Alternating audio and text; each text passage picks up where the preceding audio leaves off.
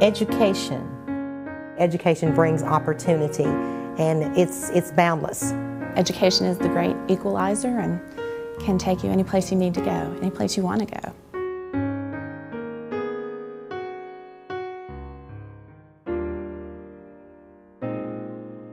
This year's honorees in education: Dr. Karen Shaka, Rhonda Morgan, and Kelly Vance. I'm Karen Shaka. I'm the Director of Women's Studies and an Associate Professor of English at East Tennessee State University. The first in her family to attend college, Karen Shaka has achieved much success in the world of academia. Today, she works fervently and passionately to instill a love for learning in her students. Strong women role models, I think, really helped me to not just to pursue education, but to see myself as someone who was competent and who could do this. I'm not the kind of person who just goes in and lectures and then goes and sits in my office and hides after that. If I'm teaching a novel that I've taught 4 times, it would be so boring for me to just sit there and tell them, oh, here's this novel and here's these ideas about it that I've said over and over and over. And what's really interesting is to set up the class so that students can find their own way through the work and develop their own ideas. Really knowing that that I gave people an opportunity to see themselves differently, to look at their lives and see that they are in charge of them and that they can be agents for change in their own lives. I really think that that's it, that I just want people to come out of the educational process to feel, sounds cliche, to feel better about themselves, but to feel like they can really accomplish more than they thought they could when they were going in, and to see that they have these opportunities in front of them.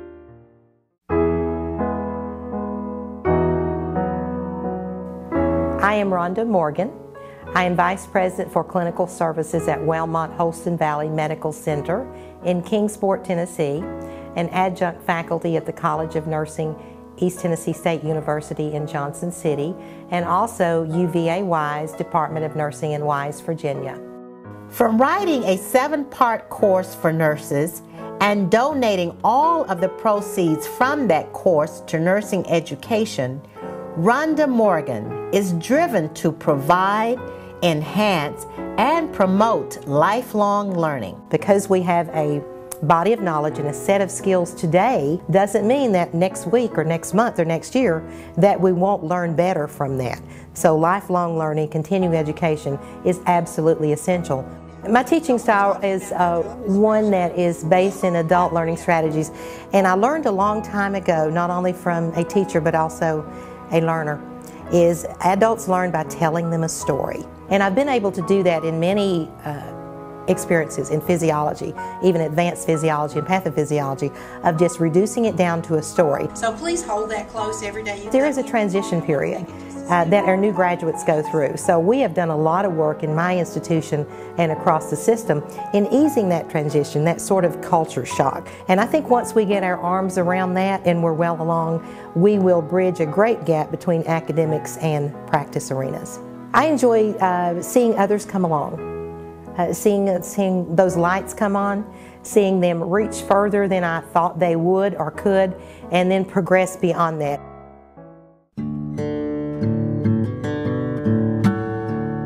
I'm Kelly Vance. I've been teaching for 18 years, and I'm teaching AP English at Tennessee High School. This lady loves to teach. In just 4 short years, she's grown the AP English program at Tennessee High from 11 students to 60 students, with a goal to make English and learning fun. I'm probably just a total English geek.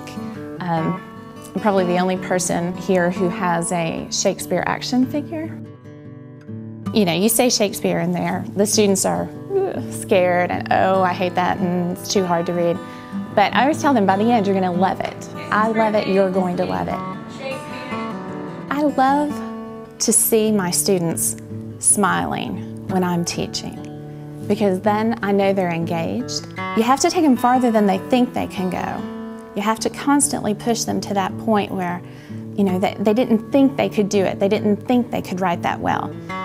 You have to keep them there, but you have to also make sure that they're enjoying what they're doing, that they find inherent value in it. In terms of my career, I'm happy where I am right now. I don't aspire to be in administration. I don't aspire to go on to you know, a higher level. I'm just excited about, you know, the future in general, about the students I'll have, you know, about the possibilities, not to do a different job, but to do my job differently and just improve upon the person and the woman and the teacher that I am.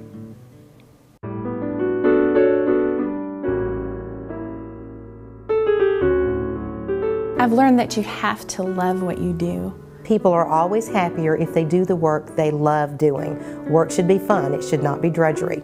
Because, you know, if you do it right, if you do it well, it's going to take up a lot of your time, and why would you waste all that time on something you were unhappy doing? When you are trying to get better at something, at first you'll get a lot worse, and it's not linear progress, and I think that if you don't remember that, that's when people give up. Never underestimate the power of the group, of networking. It's exponential. It's what you can learn from others, and two heads are always better than one. Your hard work will never be wasted.